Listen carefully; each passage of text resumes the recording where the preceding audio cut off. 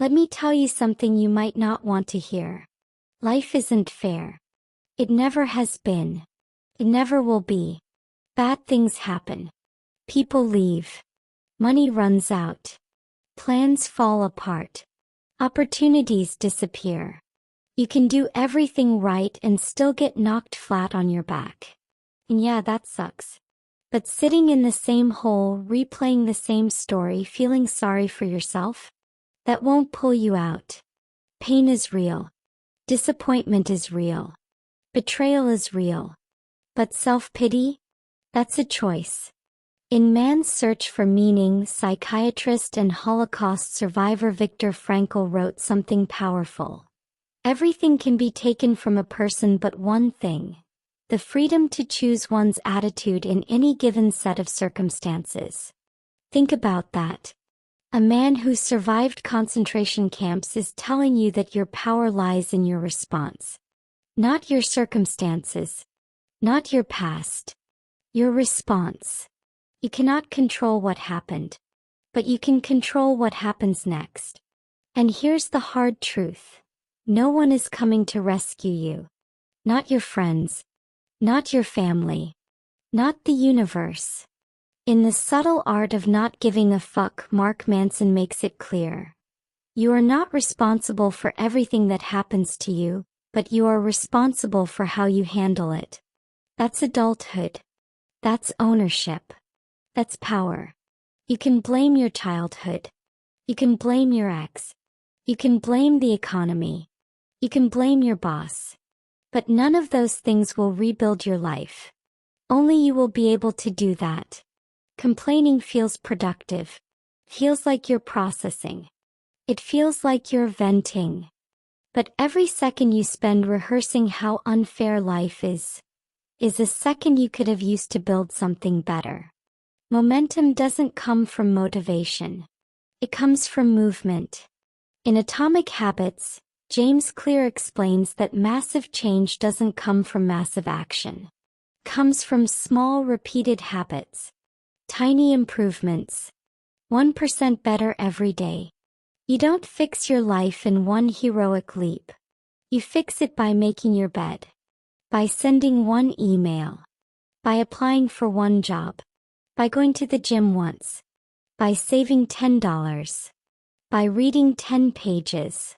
Stack those wins. Small action builds confidence. Confidence builds momentum. Momentum builds transformation.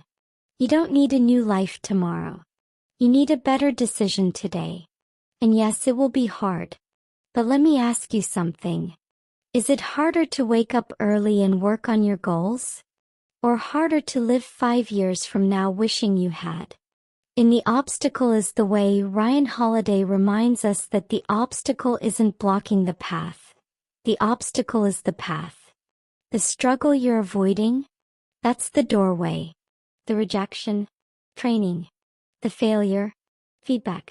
The pain? Growth demanding attention. You cannot think your way out of a bad life. You have to act your way out.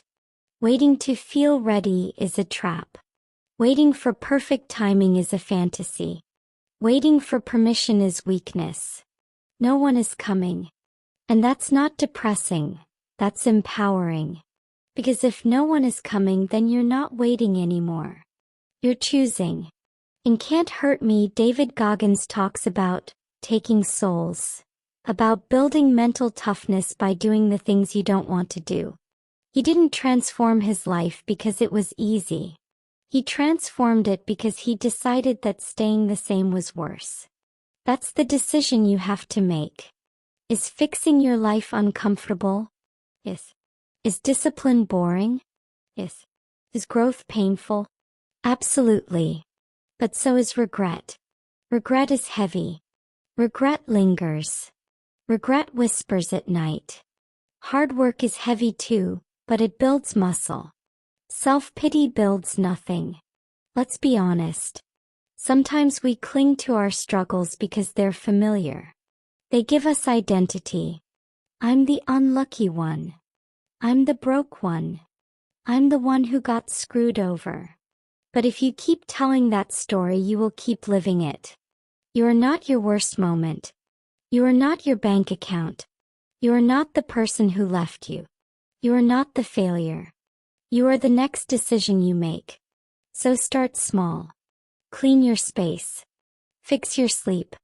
Move your body. Learn something. Build something. Play again. Try again. Stack habits. Create structure. Build discipline. Not because life will suddenly become fair. It won't. But because you refuse to stay stuck. You don't need motivation. You need standards. You don't need sympathy. You need strategy. You don't need a miracle. You need movement. And here's the most important part. No excuse will ever rebuild your life. Not trauma. Not fear. Not anxiety. Not bad luck. Those are real. They matter. But they are not architects. They don't build futures. Only action does. So pick yourself up. Face your situation honestly. Take responsibility ruthlessly. Forgive yourself quickly. And move forward relentlessly. Because 5 years from now, you will either have a story of how you stayed stuck, or a story of how you fought your way out. And that choice, that's yours. Stop feeling sorry for your life. Fix it.